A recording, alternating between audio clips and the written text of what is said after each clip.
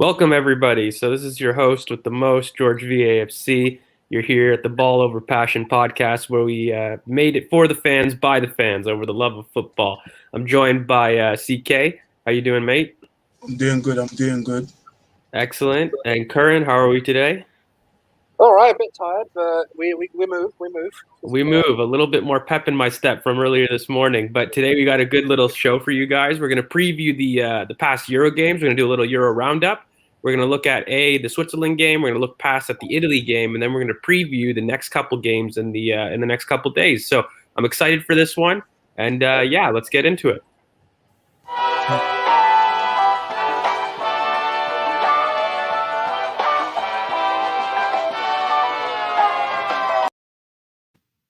Okay, so we got to break down the game that just happened. I feel like that's got to be the play.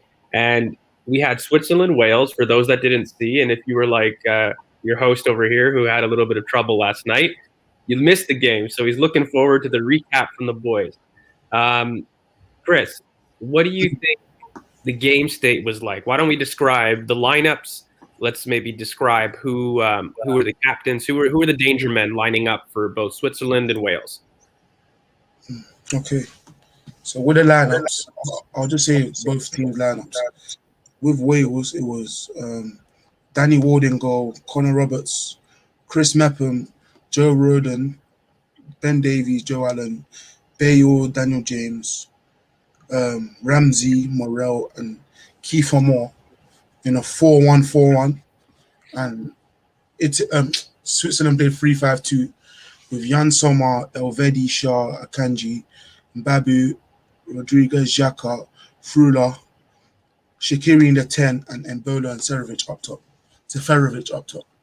So on paper, you're looking at a little bit of a mismatch here. I mean, Wales typically go into like a 5-4-1, very typically in historical tournaments. So they may line up in a 4-1-4-1, but I think it just transitions into a nice block and they like the counter. Whereas Switzerland have always had a great base and they may have lacked the clinical edge and clinical finishing. Is this very much a case of the past rewriting itself, Curran? Is that kind of how the game state played out? I mean, the thing is with this Switzerland team, what they did, especially as the game progressed, is they tried to advance the ball a bit higher than they usually do. I felt like they started off the game with a very they wanted to camp out basically in the Wales half. They tried to progress the ball. You had the likes of Xhaka and Shaqiri, as well as Embolo, trying to progress the play and make it seem as to get the ball away from their net. I mean, the first half was very Swiss orientated, and then as the game progressed, after the first goal, Wales needed to show up a bit more. So the game progressed more and more towards the Swiss goal. So in terms of game state, it was sort of like, well, you move. It moved from the Wales goal to the Swiss goal. So you're moving progressively back if you're a Wales or a Swiss supporter. Sorry. Yeah. So, I mean, the tough thing is because, right, when we look at Wales and their best runs, so typically they were a low compact block with some great superstars that could give them the edge in tight, close games. They look to make it nice and tight. Whereas I would argue Switzerland, actually, they have a little bit more impetus on the ball. They probably have a little bit more in possession that they can kind of argue to hold up the ball. They have a way to compress the teams. They lack that outlet, but I think they have more personality on the ball. Did you feel, Chris, that Switzerland were due a win, or was a tie kind of or a draw rather the correct result here? I thought that Switzerland deserved the win in that game, definitely. They created many chances earlier in the game, with like the biggest chance coming like around the 40-minute mark, with Embolo pinning back his defender, laying off Seferovic, and Seferovic put it over the bar. As the game went on, Switzerland scored first, obviously. Then they scored an offside goal. With Switzerland, I think they dominated the ball more, obviously, because Wales intended to sit back and let Switzerland try, but Wales weren't as effective as they normally are on their counter-attack, in my opinion.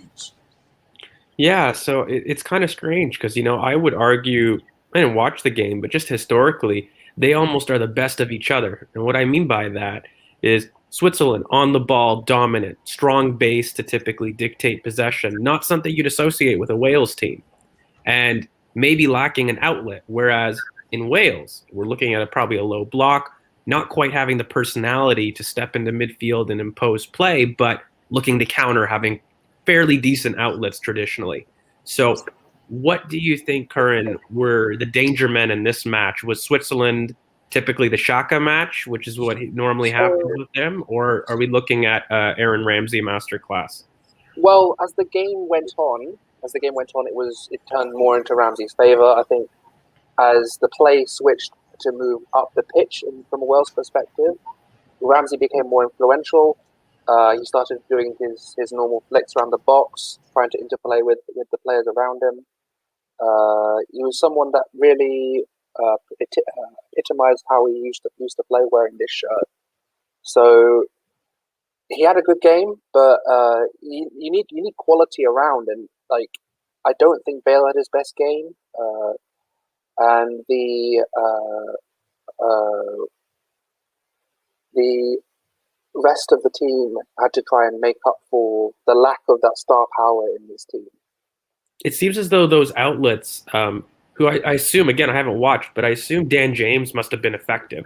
Not particularly from the quality of play, but from a certain aspect of providing that outlet that they really need. But, Yo-Yo makes a really great point in terms of teams in this tournament that kind of live off set pieces will, they hope not to progress through the groups. But I'd actually argue in kind of knockout competitions, when you have such a structured defense and you keep these games tight, you end up changing the game into more of a one-off game. You make it nice and dirty, and teams like Wales may have to play this way.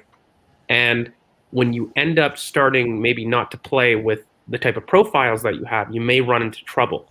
Do you think that this was maybe the case in this game in terms of Switzerland, where very nice on the ball, very nicely compact, but just lacking that purpose and clinical edge to really cement themselves as maybe second favorites for the group? Yes, because they created, as I said, they've created chances. They created chances that they should have scored. And Mbolo did very well, but Seferovic wasn't that good. There were players in that Switzerland team that were very good today, did their job. Like Mbabu surprised me. He was more of an offensive threat today than I thought he would be.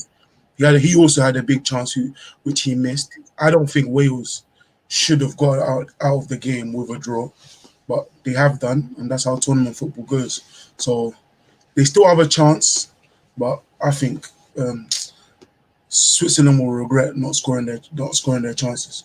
Well, what it does do is it opens the group, right? So what we're looking at here, you're right. In knockout competitions, you need to take your chances. So when you look at games in isolation here, it's not about consistency or pattern of play, really, when you look at knockout competitions, right? It's your performance on the day.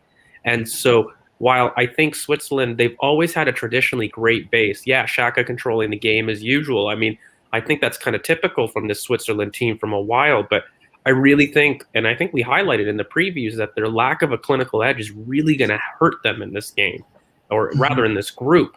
And when you start looking at the table, lads, it's kind of weird in this one. So Italy's got a clear start. They had a great start, and we'll look at that game over again. But I don't particularly think Italy will struggle in this group. But if you look at this game right now, Switzerland was supposed to win. This was a game that, despite being very close between the sides, both lacking a key difference either from a clinical edge on Switzerland's aspect or from a little bit of possession dominance in Wales, it was kind of predicted that Switzerland would walk through Wales, particularly. With this tie, lads, it kind of opens it up, and it brings Turkey back into the fold, who, after their first game, looked down and out. Do you guys think that this is a problem for Switzerland moving forward? Just to kind of wrap up, last thoughts on the game, or do you think it's a flash in the pan in terms of them just wetting their feet into the competition, and as it goes, Mbolo might produce a little bit more than just dropping deep, may add some clinical edge? Because in Belgium, he's actually played quite well. He does have the output, but again, this is international football, so is the step too big, or do you feel that Turkey may sneak in here and offer an opportunity to enter the group, Kern? Well, the thing is, with this Swiss team, as you mentioned, there's not a real clinical edge, and it's a lot of very slow build-up play, trying to wear down teams, try and push them, try and kneel your way through and get a goal. And Embolo, he doesn't impress me as much as people. He had a good header off a corner, great. It was a good goal. He dominated his matchup in the box, and he headed a goal. Okay. It was okay. It wasn't a great goal. It wasn't something that I'd be like, okay, he's serious. He's here. He's an out. He had a good game though. He had a good game, but I wouldn't say it would be enough to drag them to a second position in this group. Nowhere near. So you know what, Kern? I'm just going to build off that really quickly because I thought there was a really interesting quote by Karim Benzema earlier in the week. Okay, and what he said, I'm not going to quote him exactly. I'm just going to kind of retrospectively do it. I don't remember it, but he was talking about how in today's modern football, a goal or assist contribution dictates performance, and what maybe you do throughout the match doesn't get the praise that it deserves, and maybe sneaking an output actually twists fans' opinion in terms of their optimism for the game. And basically what we mean by that is, are you a Bruno? I'm sorry. Yeah, in terms of goals and you get praised. Score goals, you get praise. And what about the impact in different thirds? Chris, do you think, because a lot of people will look at this game as a dead rubber, right? 1-1. I'd imagine, again, I haven't watched, but I'd imagine it was a battle between, okay, one person carrying a little bit more possession, but no one really taking the game to each other. And when you have a game like that, you do want to look at your tireless workers, and you want to maybe look at not just the output, because from an output perspective, there's not much there to analyze. But what did you think maybe as final thoughts for these two teams moving forward? Do you think Wales have a chance? I mean, they do in points, or do you think that Switzerland, again, will carry that extra bit of quality as they go and they encounter really Turkey, which we're looking at probably in the third round? I think Wales will finish bottom of the group. I think Wales' game plan depends on set pieces, and Turkey aren't that bad on set pieces. They're bad, but Wales aren't as special. And Wales today, they allowed Akanji a lot of time on the ball, who had a very good passing game today. They allowed Shah to step in midfield, and he outnumbered them. And then Shah kept passing over to Embolo, and then they give the ball to Seferovic, and he cost them today. In my opinion. He really did. What was it? 4 chances in the first half? Yeah, I think it was 3 or 4 in the first half. He was missing big chances early. So they will need to progress as far as they could. They will need Seferovic to start taking chances, because everyone else, Mbabu had a good game, Xhaka, Akanji, Embolo, all of them had a good game, but Seferovic kept missing. So, well, yeah, that's the problem, because when you look at knockout football, right, this is very different from looking at a season analysis. So, when we look at from a perspective having just closed the season, and we look at our players, right, I think we tended to look at output far more than we do in knockout competitions. Why? Because, well, there's been really more precedent in knockout competitions to see someone shithouse a win. Being a Greek man, a very proud Greek man, I'll never forget our Euro win, and that was horrible. If we're really being objective here about how that win even came about in terms of a Portugal team back in the day, that was really quite great. And we lived off set pieces. We lived off, releasing our number 9 outlet to strike in that goal. But the general play was just horrendous. And so when you do look at these knockout competitions, I struggle, because while you want to maybe highlight the good play on both teams, fundamentally, conservatism will win you tournaments in this way, because it's not necessarily having the best attack, but it's making sure you don't really concede in these situations, because, points, goal difference really matter in these tight games, particularly when we look into and particularly when we're looking into who is going to progress further in the rounds beyond the first and second of their group. This becomes a very important thing. So maybe Kern, you can round us up on last thoughts in terms of this game, what it means for both of their futures. I mean, Chris kind of thinks Switzerland will end up doing well. do you carry any optimism for Wales? I mean, I'm not going to say, because the thing is, I think their centre forward actually performed better than I thought he would. This more kid, he did all right. Embolo, you mean? No, for Wales. For Wales. This more kid that they've bought, he seems he's good in the air. We've got a bit about him, and he seems that he can really get amongst the pigeons in the box. So, I mean, both of you know my love for Target. So it's sort of I don't. This is the thing with international tournaments. It's a bunch of one-off games, and it's very difficult to predict how things are going to go game by game to game. And I think it's going to be Italy and then those other three, and it's going to be tight. It's going to be one of the tighter groups. I feel. I don't think it's very clear who's going to come out second, third, and fourth. I can see Wales even coming second if they pull a result against Turkey out. So well, I think that's a great segue, because let's talk about it. The Italy game was crazy. Now, not crazy for some of us that predicted it, cough cough, but this idea that yeah, we're gonna get into it. Chris, hold on. Case for the defense. If everyone doesn't know, I'm just gonna remind everyone, for those viewers, Chris very brazenly, I will say, predicted that Burak Yilmaz will not only have a great tournament, but will be top scorer in the group. Do you have any opinions on kind of the pretty shambolic performance, I'll say, from Turkey as a whole? Maybe not quite from Yilmaz specifically, but from Turkey as a whole, and what that means for his top scorer hopes. I never thought he'd get. Okay, I thought he'd score, but I never thought Italy would be the game where he amassed most of his goals anyways. So that's the hardest team to play in the group for anybody in that group. So yeah, that performance by Turkey was so bad. They weren't organized. They tried to do a 4-1-4-1 press, and then that allowed Chiellini to have a great game, because Chiellini was essentially a midfielder the whole game. Insigne looked good, but he missed a lot of chances. Italy could have scored like 6 goals. Well, yeah, mate. Like, hey, look, I'm gonna let Curran do it too, but I'm gonna go in on Turkey right now, because I'm sorry, they had the players to dominate possession and they chose not to. They used Soyuncu, who, by the way, I've said so many times, is a pressing trigger. He's so poor in build-up. He really is, and he's quite rash when pressed. And when you allow Chiellini, who is so old, time to step into midfield. And by the way, I must add, at Italy, whose performance, this 3-0, like a beautiful start to the tournament. My God, like you wouldn't really associate that, by the way. They made them look good, let's be honest. For sure, but also their midfield, right? If you look through, Italy were carrying some serious injuries, lads, right?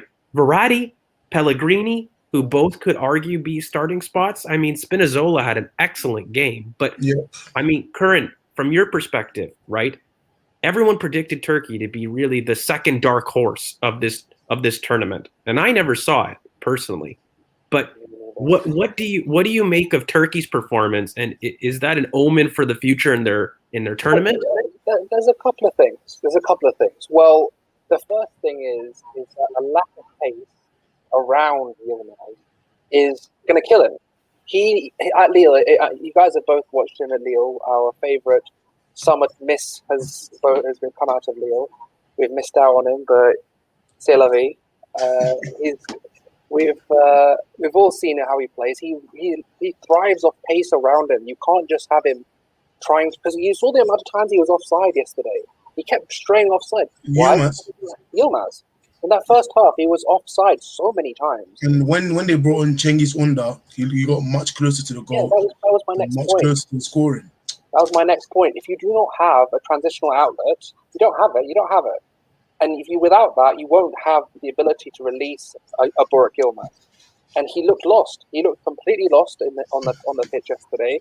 He didn't know. There was no sort of like there was. It didn't seem like there was a plan around honing the strengths of Burak Yilmaz.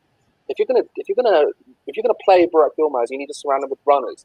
In my sort of system, you need pace around him so he can either get the ball and distribute, or he can have runners who are going to move players away from him, so he can do what he likes to do: get in the box, get goals, and maybe even get assists. Someone has just brought up a great point. Actually, I'm going to get onto this as well. This guy. Well, for those listen, I'm just gonna say, for those that listen to the podcast and to the show, I did warn that Celik was a 7 out of 10 Monreal type signing who is typically consistent in attacking and defending, but isn't exceptional either way. You're not looking at a player that's going to necessarily impose play. He'll be a very much a side piece. And if you don't surround him with the right players, he won't have the athleticism to really break the outlets. And by the way, Italy aren't a running team. Let's not overloaded him well.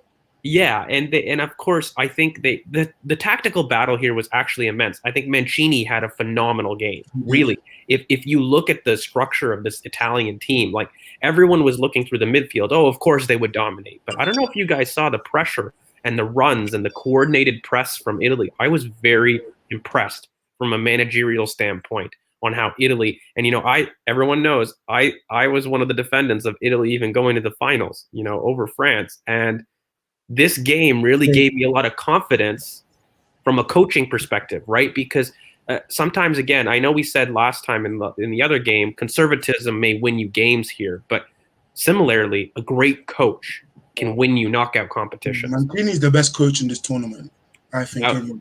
That's where I was going with. So what do you think the Mancini effect had on this Italian team, who traditionally, by the way, aren't known for their output? It's a good setup, but I still think it wasn't perfect. The use of Locatelli in this game does not. He's one of your best players. You're not using, and you're putting him too high up the pitch. You're not allowing him to distribute much.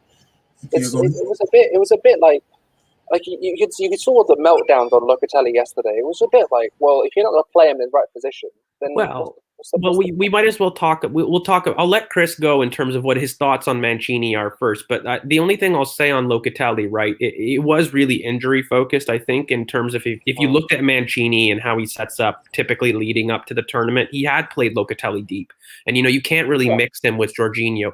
I will make a point though. I think this is a broader criticism of how we look at fans in our transfers, and I will say this just as a little thing: when you have two players that perform the same role in the same zone, you are bound to have issues. And it's not that they're bad players on their day, but when we look at a team, lads, we need to look at balance in terms of where they operate. And you see this with Locatelli, who isn't comfortable up front, but Locatelli, in terms of Jorginho, are like oil and water when you're looking at what they offer here for the team, right? They're very much same in role, but if you have them in the same spaces, they're going to really cancel each other out, right? And so how did you feel, though, Chris? I wanted to ask you with Mancini, because I was very impressed. I really felt that for the first time, a manager here won the game, where I would argue in international football, we see individual brilliance be the standout, right? You look at James Rodriguez, you look at these players of the tournament here.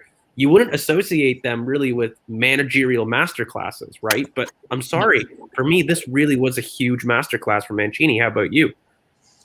Okay, so with Mancini, he set up his left-hand side and his right-hand side different. Yeah. With his right-hand side, it was, what's his name? Florenzi stayed deep. He never really attacked. Because he stayed deep, Çalhanoğlu had to come and press him. And when he did that, it was Barella and Berardi versus their left back the whole game. And they dominated his left back. Sometimes Berardi was coming all the way to the left, making diagonal runs. Berardi had a good game himself. And on the left, it was Locatelli would go out left and cover for Spinazzola, who would go up and help. Who was the left wing? Italy's left wing to attack, and then they just overloaded Celik. They overloaded the left back, and then it was just. Yeah, well, they had Insigne roaming, didn't he? Insigne wasn't fixed. He was sort of roaming between sides. Yeah, he was. He was in the left half space a lot. He was in the left half space a lot, but he wasn't as like, okay, he's going to plonk here. He was in and out, moving in and out of space. He wasn't just going, okay, I'm just going to stay in the left half space. He was working with Spinazzola, but he was drifting inside as well. But when he did that, it was because Mancini gave the instructions for if Spinazzola wants to attack, Locatelli would drop a bit, and vice versa, which allowed Insigne to move in and out, in and out. So with he set up the right hand side and left hand side completely different, and Turkey didn't account for it. But I would argue to their strengths. So now when you look at the different sides, Berardi, who, by the way, I don't know if people know, had an amazing Serie A season, arguably Juve's best player in terms of a very disappointing league campaign for them. Berardi was immense. And in terms of, many people may have been surprised that Chiesa maybe didn't start even, or even played a major role, because Chiesa is really their outlet, right? And so when you look at this team, though, the dynamic between Spinazzola and Berardi, for me, was not something I predicted, but then the way it performed, that just shows kind of the immense training work that they did on the field. And I'm going to switch it to Curran here, because I'd say I saw the complete opposite with Turkey. So when you look through their team, Kaglar, Soyuncu, Demiral, who was in their back, immense monsters who, in theory, even though I say I don't like Soyuncu and build-up, in theory, should be good on the ball, right? Then you run through Hakan Kanoglu. You have also Yusuf Yazizi from Lille, which has a very good partnership with Yilmaz, right? Celik, who also is on the right wing. We're talking about a lot of Lille players here. And then you have Cengiz Ünder, who can absolutely fill in the right half space. You're looking at a very decent team of technicians that tried to play Wales football. I'm sorry.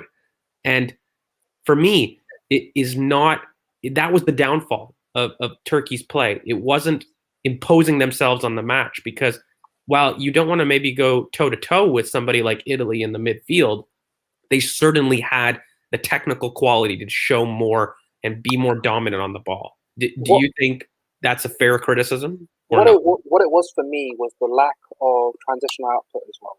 It was not just – I mean, we saw how they lined up in a low block. They were trying to, for some reason, they were trying to let Italy onto them. Italy are a possession-based team.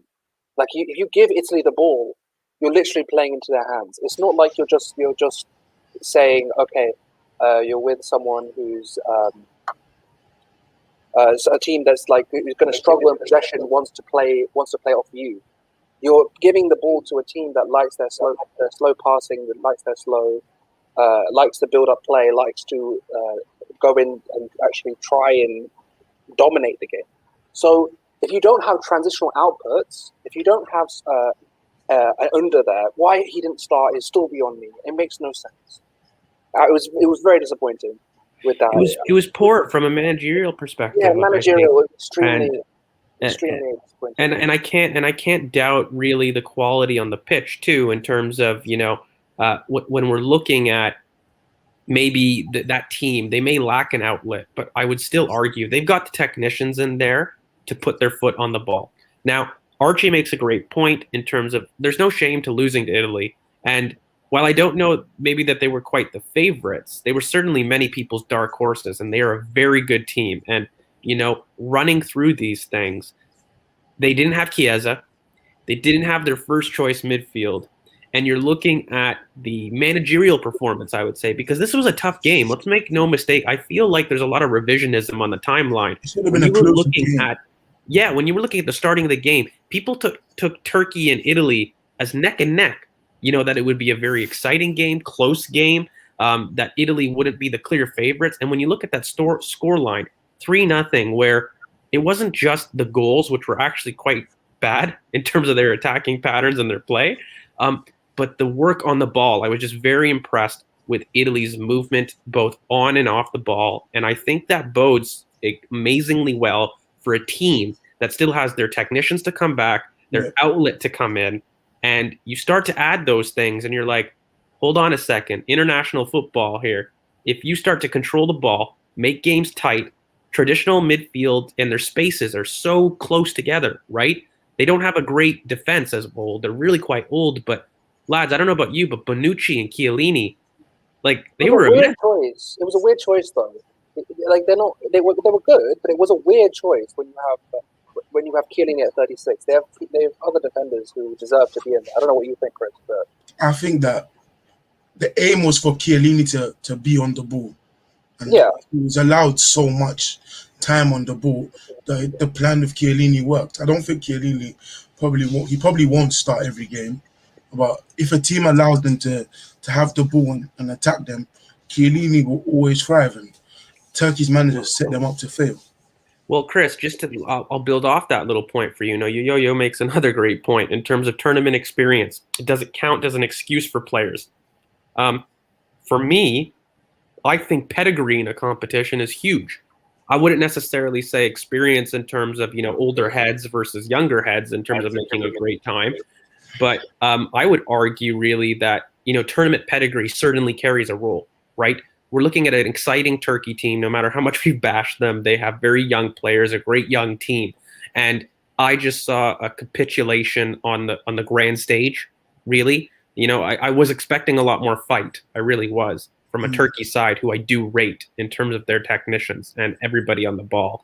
And so maybe, Chris, maybe you can speak to this. Like, do you believe that tournament pedigree or experience is what maybe decides games when they're neck and neck in terms of perceived ability? Maybe not the Italy-Turkey game is a great example, but something like, I don't know, maybe when you look at the other groups of maybe Switzerland-Turkey, just to kind of maybe round up this discussion of the game, that seems to have a very important game now, right? With that tie, this opens the group. So no matter how much I've shit on Turkey, they have a great way of coming back into this group, right? And do you believe that the tournament inexperience may cost them despite maybe having the more exciting team? Well, it depends, because a lot of experience does benefit someone, obviously, because you can get used to it. But in a lot of tournaments, mentality is important, because with certain people, if they just couldn't, they won't be able to handle it despite being there many times before. So it depends on the mentality of the groups that will face each other, even though their inexperience may cost them. But I don't think inexperience is what cost Turkish players yesterday. No. I just think they weren't. Organisation is a good point, but the main thing about Italy was the lack of transitional threat. And when you have, I'm gonna go on about this. That's down to the manager. It's down to the manager, and again, it's down to the players on the pitch. If you don't have, if your main threat is someone who isn't quick, then you have to surround them with pace. It's that simple. You can't just have isolated a great person, a player technically great in the air, good with his feet, but not have him surrounded by pace. How's he going to get the ball? Doesn't make sense. Yeah. So I'll bring Rethink into this in terms of his thoughts on the game, mate. So hey, good to have you. How are you doing? I'm doing good, bro. How are you guys doing? Good, mate. Good. Well, so let's just get into it right now. Let's talk ball. In terms of Turkey right now, what they didn't do in their first game can't continue. I think surely you would agree with that. So their next two games, looking at Wales and Switzerland, I'm really highlighting that Switzerland game. What do you think Turkey has to change and do in order to turn the group around? I'll just say probably be more attacking. It looked like they were far too passive. Like, Yilmaz looked like he needed more support. He was just alone up there. You saw when Cengiz Ünder came in, he was getting support. That's what I would just say. Yeah, it's really strange for me because, I see that Turkey team has a lot of team chemistry, both in club and international football, where Sayuncu, when you think about it, actually, Sayuncu and Ünder were actually from the same academy in Turkey. And played for the same club. And they played for the same club. Then you look through that team in Lille, Çelik, Yilmaz, Yazizi. Like, you don't get many teams that share that level of club symmetry. Spain were the only one that did. Spain are the only traditional ones. And so, let's be real. It was a lack of pace via the. It's a lack of. I'm going to say it again. Transitional pace, passing as well. They were just very stagnant, and they just thought, we'll let Italy come onto us. They were basically playing like a minnow team. They didn't have the mentality to go, we need to win this game, or we need to get something from this game. So if you're going to play like the way they went into that game, they set up to lose that game. It's very simple. Do you guys think the fact that Italy played in Italy played a part? I do. I do. I think. Look, it's no doubt in a season where we looked at the impact on COVID and home and away wins. Okay, were so outrageously skewed, and home forms of so many traditional teams, not to bring it back to Arsenal, but are so horrid. And, you cannot take away the idea that these games are actually quite close to home games for a lot of these countries. And that home advantage really, it does play a role, right? And it shouldn't maybe be ignored as a factor, particularly when we said that conservatism in knockout football is massive, right? So when you need those extra yards, those extra lengths, it certainly makes an impact.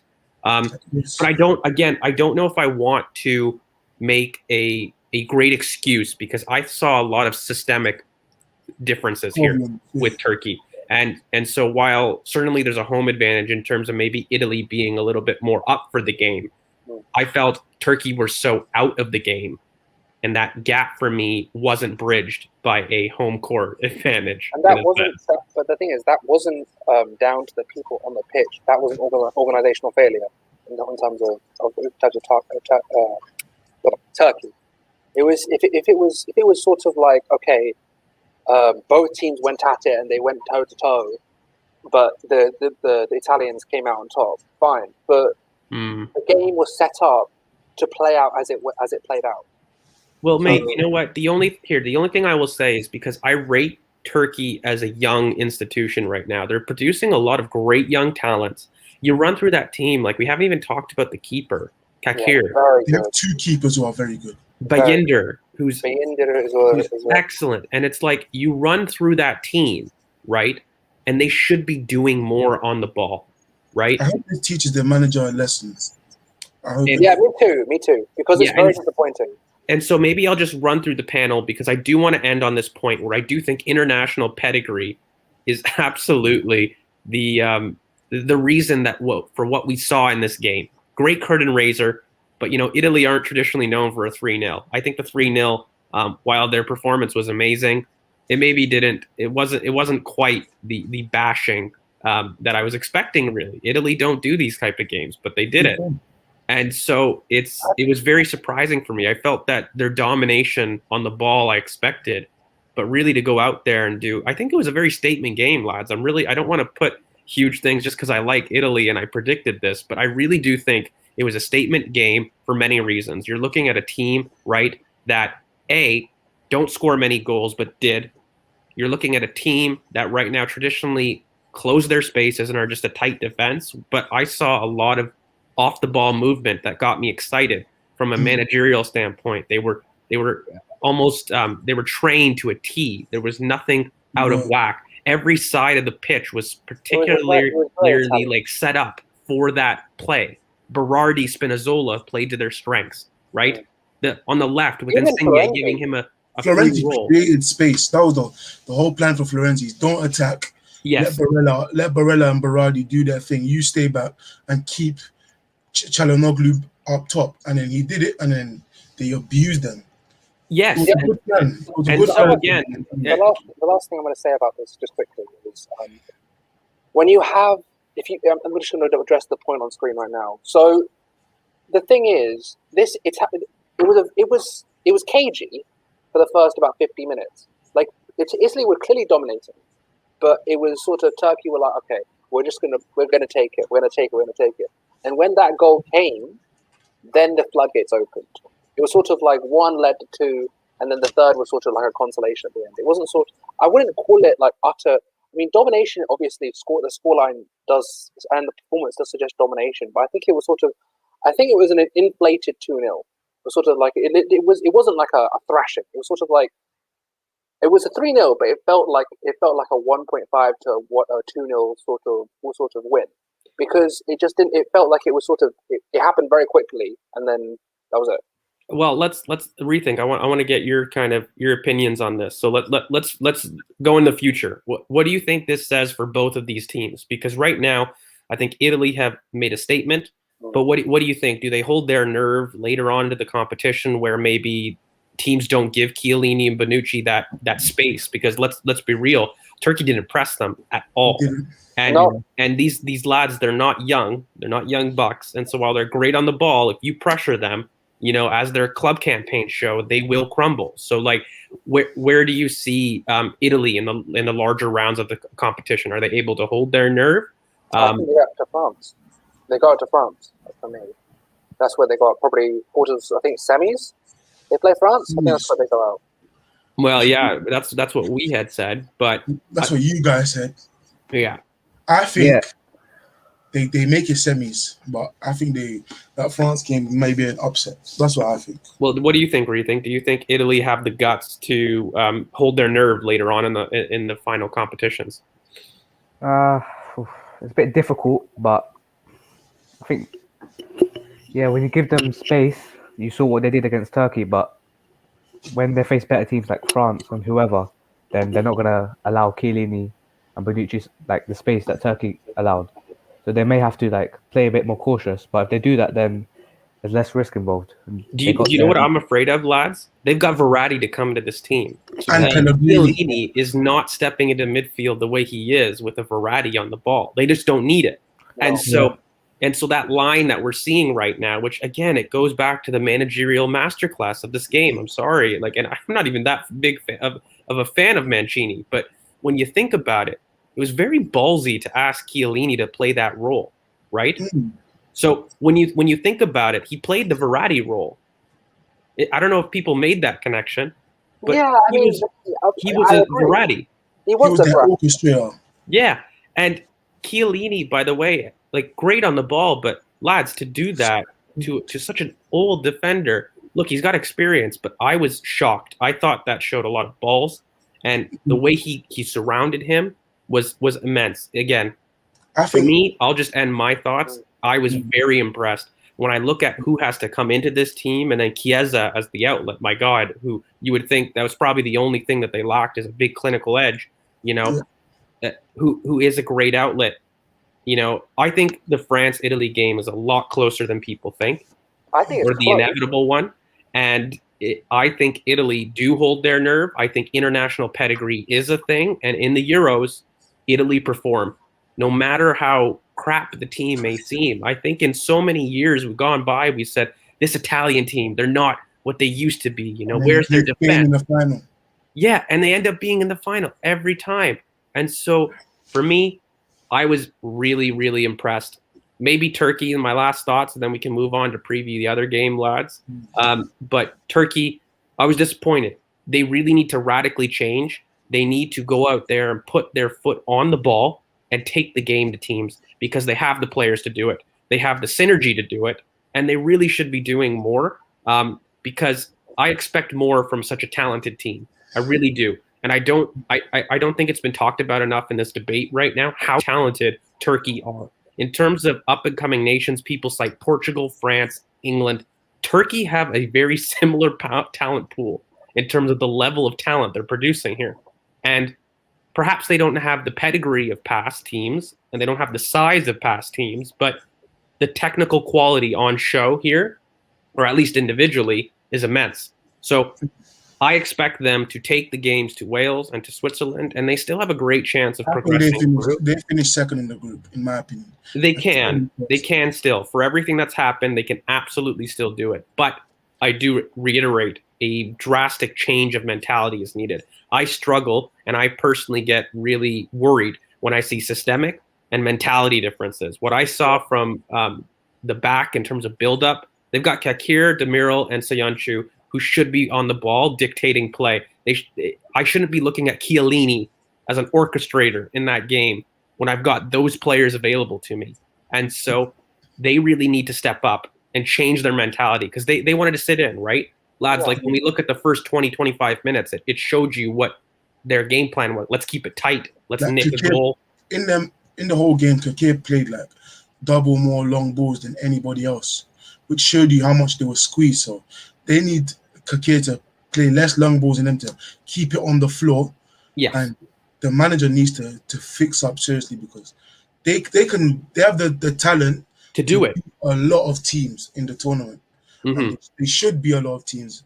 And quickly on Italy, for me, I think Mancini set a precedent yesterday that even without our best players, we can still do this to a good team in Turkey. So with Chiesa, with some of their defenders to come in with Verratti, with Pellegrini. None of them played, and they beat Turkey 3-0, and it could have been more because in the last 30 minutes, they were all over Turkey. After that first goal winning, Turkey looked distraught, like they were finished. So if Italy get them players back sooner rather than later, they're going to do this more often, I think. Yeah, look, you can't regret in knockout competitions, right? There are moments here. When we're talking about a knockout competition, unfortunately, we can't analyze system play and how great their system is. We can't analyze, how excellent maybe the broad perspective of how they play, attacking patterns and defensive. It comes down to moments. It comes down to stepping up when the call is raised, and are you able to do it? And sure, maybe that comes from inexperience in terms of international pedigree. Sure, maybe that comes from having a young team, of course, right? Which I don't think gets talked about enough. Like Turkey are quite young, they are. But again, what it comes down to is answering that call. So yeah, I don't think it's certainly over. That Switzerland game is going to be the one that decides the group for me. I'm worried with how Turkey performed against a team that have international pedigree, how that Switzerland game is going to go. I am. If they take the game to Switzerland, they have the tools to trouble them. That's something I will say.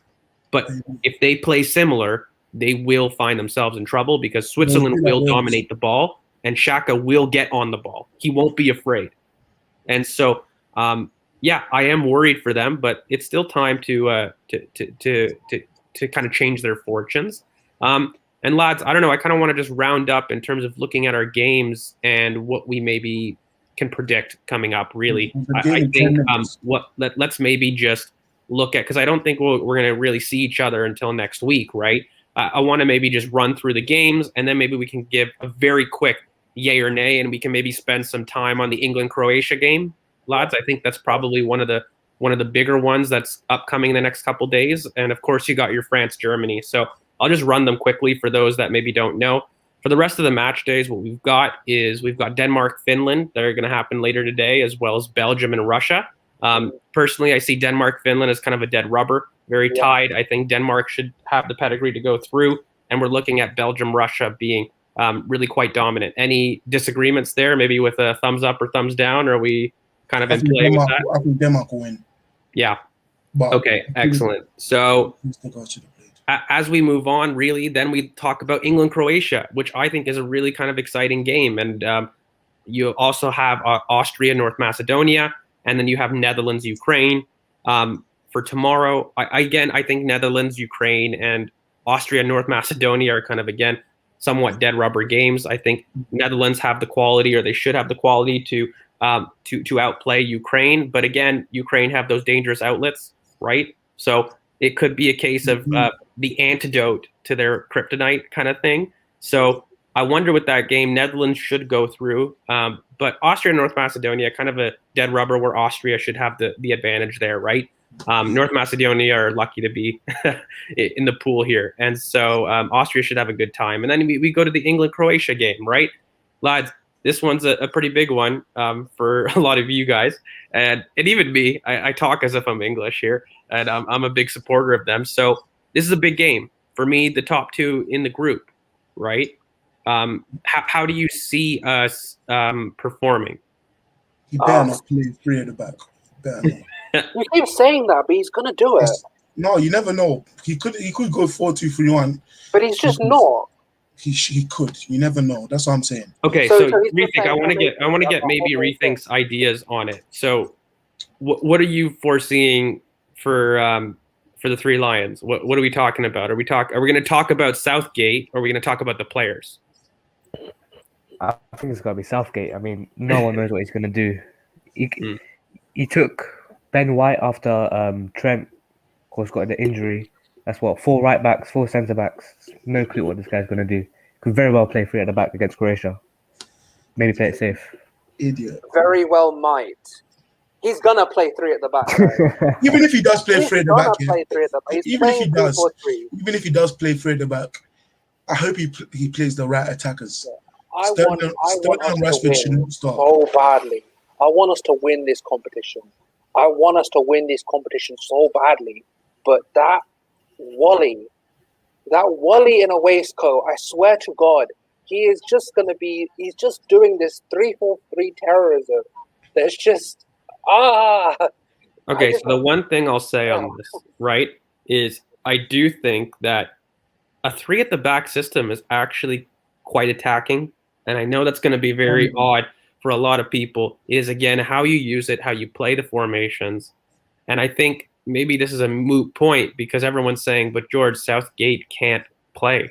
So while you're right, maybe three at the back can be very attacking. It can be a great team. It can be used for it. Southgate won't let them play.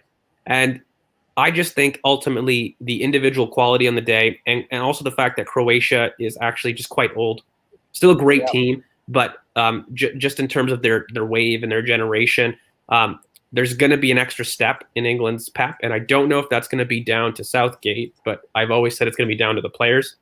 There's just too much individual quality there. So I predict actually a great game. I'm really looking forward to it, lads. I think 3-1 England.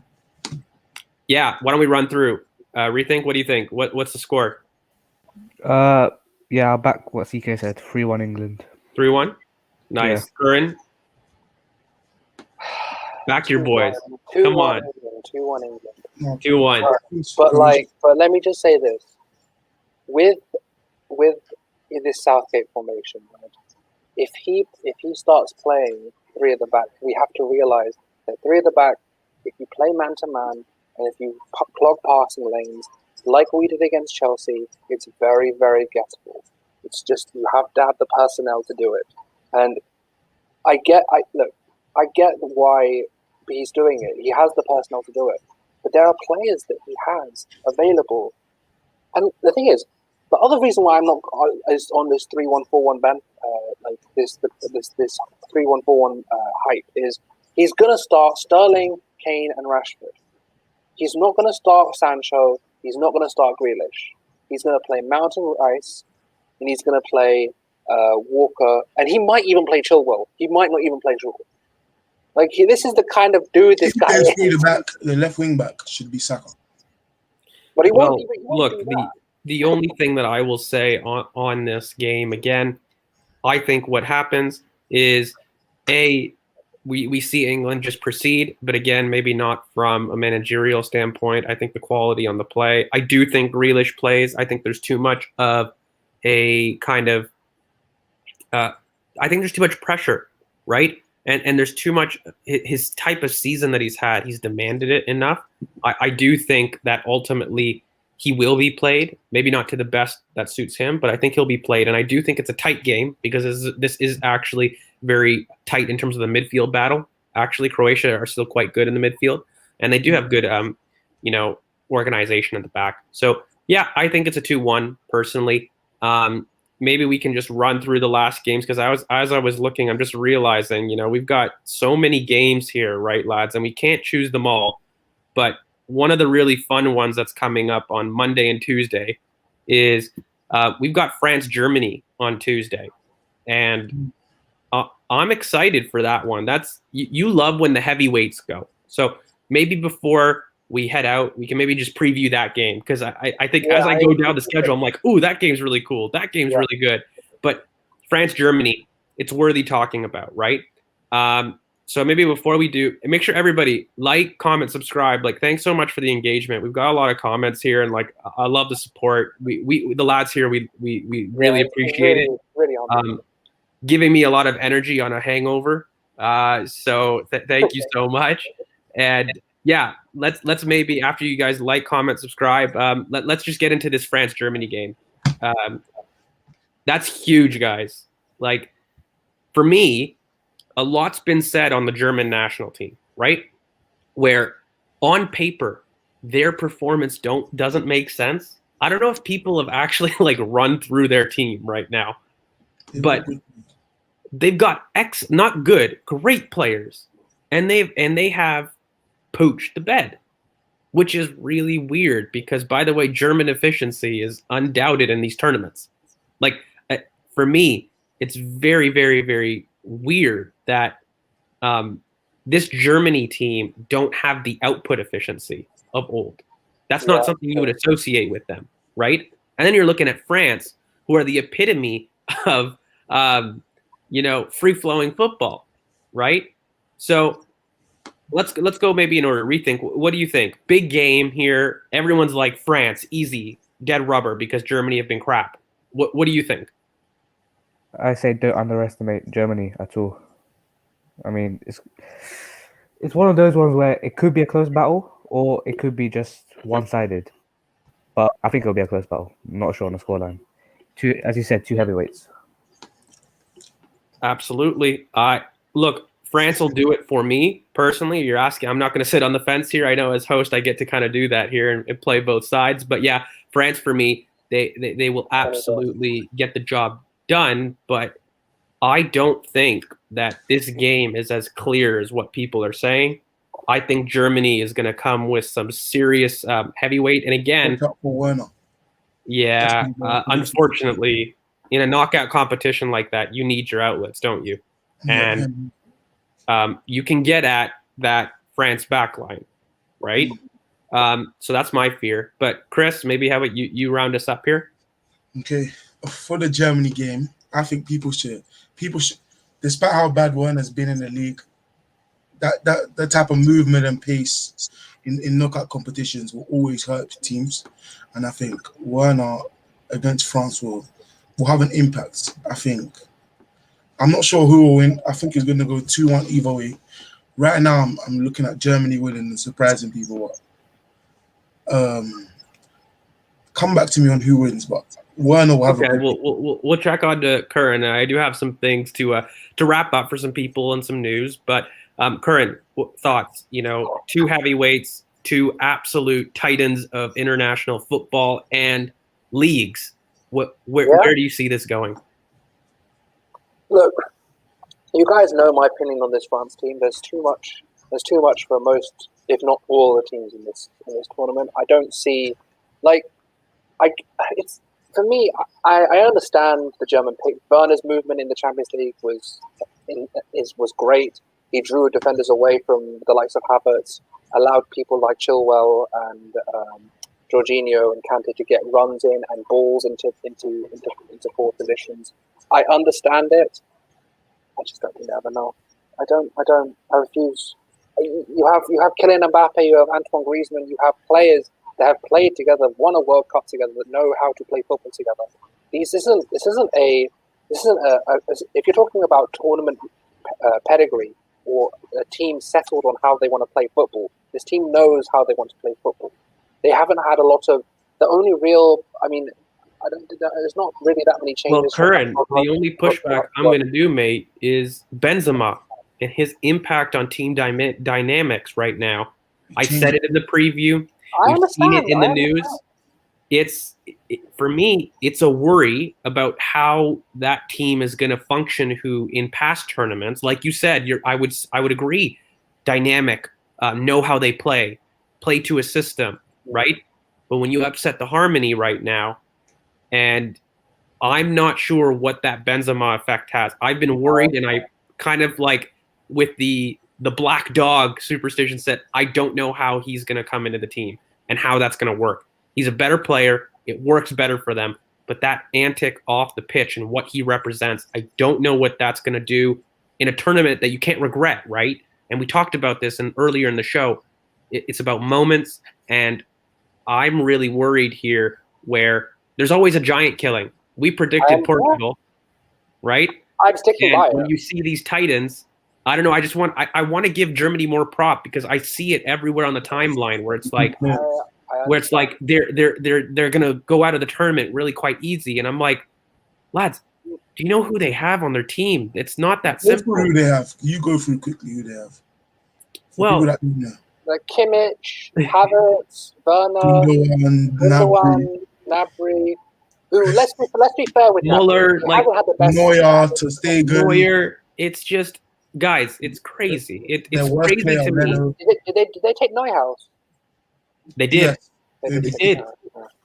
Like, they're very good players. I'm not saying they're a crap team. It's just that for me, and on the Benzema point, just to quickly answer that, I don't remember in a very long time a international team culture as healthy as France is. like their team culture. They are together as a. They are on and off the field. They are I'd together. say Spain, back when Barca's reign happened. But Yeah, but no, you're Barcelona right. have, yeah. They Oh, did. it- And yeah. They have such like, and what do we always say? If you have Mavericks in the squad, you have to have the most around a culture that will allow them to be the best they can be, and that's why I feel like with this Benzema move is. I understand the worries about it, but for me, you have such a good team culture there that it's just not. Not worried. yeah. And At all. it is worth saying the reason people are so down on Germany is because these guys haven't had awesome domestic seasons, No. right? The reason that there is this perception is because they maybe individually haven't had the greatest of campaigns, but again, you I got saw to the look at the Chelsea names, coming in second. and yeah, it's a crazy game. Chris, I'm not going to let you sit on the fence. Like, where's your final on this? You know, you wanted us to come 2-1. back. 2-1 Germany. Okay, 2-1 Germany. Another Yilmaz. It's not as bad as that. Nowhere near as bad as that. Because if Germany win, It's bad, if man. Germany win, It's bad. it's bad to other people. It's surprising. It's Wow. surprising. Germany We'll see. win. People shouldn't be outrageous because Germany have very good players. Well, So- lads, I think it's not an outrageous claim, but it's a surprising one. And the one thing I'll say, just for people to round up, so Tuesday will end match day 1 for everybody. All right, lads. And then you've got Wednesday, Thursday, Friday, Saturday for kind of match day 2. Some really games to look out for are on Friday. You've got Croatia and Czech Republic. That should be a great game. You've got Italy and Switzerland on Wednesday. I think that's the game of Wednesday. Maybe when you go through Thursday, I would maybe argue that's a tough one. There's a lot of dead rubbers, I would argue. So maybe Belgium, Denmark is a game to have a look out for. Or Netherlands, Austria. But again, those are kind of dead rubbers. And then you move on to Friday, the big one, lads. England, Scotland. You know, I mean, it's not big in the context of the tournament. But, it's a big one, right? And then we move on, right? Portugal, Germany next Saturday is going to be huge. So maybe just some news to round up for everybody. Again, please like, comment, subscribe. Let us know how we can improve. You know, if you like this hangover energy, I'll make sure to go on the piss beforehand. Yeah, we just 200 subs. Yeah, great. Thank you, guys. Seriously. Yeah, honestly, I think. Look, I don't want to speak for the lads here, but for me, I'm really so bad with technology, and for me to get onto here and to see that we've achieved 200 subs in a month, honestly, just humbly is very. It's just humbling. I don't know what to say. I'm really quite speechless about it. And look, it's just the beginning. We've got a lot of really exciting content up for you guys, ready to go. I think we want to push ourselves to go. So you guys keep commenting, keep subscribing, keep getting engaged, because it lets us produce more content for you. So hopefully we can blow this thing up. We can add some more animations. If you like those tactical battles, we can really get into it. Maybe we can let everybody know on the socials where to find us. Rethink, maybe you want to just shout out your handle there, and thanks for coming on, mate. Yeah, my Twitter handle is on as my name. And thanks for giving me the opportunity to speak, guys. Yeah, absolutely. So you can find him at AFC Rethink. And then, Chris, where can the people find you? On Twitter, Pure CKK, and on Monday we have a big podcast coming out on Monday on Spotify, and it comes out on YouTube on Wednesday. So be on our Twitter on Monday to see the podcast. Yeah, absolutely. And then Curran, where can they find you, lad? Just wrong side here, as it says here, at CC_Bop2. Just a couple of things before we leave. One, we've got a fantasy league going on. If you haven't got it started, there's the leagues on the Twitter. So maybe we'll even post a link down below. Second of all, thank you so much for the engagement that we've had. As the other lads have said, it's been very, very. It's been a weird experience, because you're just like, how has this happened that quickly? I was expected to be under 100 subs for about 3 months, so this is insane. So thank you guys. And lastly, before we go, on the Croatia Czech Republic game, that will be the upset of the second round. I do not think that it will be as easy as people predict. I think that will be a Czech Republic win. I think the likes of Suchek, Kufal, and Sima will have their way with that Croatian team, and I just wanted to get that in before we head off. Of course. And yeah, we appreciate all the support, lads. Truly, again, I know it's repetitive, but we mean it, honestly. For us to continue to do this stuff, we want to do it. We love it, and we love engaging with you. And the best thing that you can do to let us know to keep doing it is like, comment, subscribe. So we've got a lot of things coming. On Saturdays, we're going to be doing Euro roundups. So this is kind of going to be the thing on the Euros. So don't worry. We'll do this really quite regularly. Let's go back. We're going to go back to our preview, see who was right, who was inevitable. Cough, cough. I am always. But you can find me at George VAFC. Remember, for our podcast, we do release on Spotify on Monday. And, of course, on Wednesday, we do release the YouTube version. So we've got a really exciting one planned centered on the youth. So you got a little exclusive for those that are here in the video. We're going to do a really big youth breakdown, which I'm excited for. So, yeah, thanks a lot, lads. Thanks again. And remember to kind of keep track of how we're doing in terms of the fantasy league and even in terms of our predictions. Let's see, who was right. Bragging rights are on the line. Yilmaz was a shout, right, Chris? Yeah, Insigne got me points in there as well. There you go. All right, lads. So this has been a great show. Remember to tune in to kind of on Monday on Spotify for our podcast and then on YouTube. But I'm going to let everyone go. Thanks again. And you can also find us on Ball Over Passion here. So thanks, lads. Thanks, guys.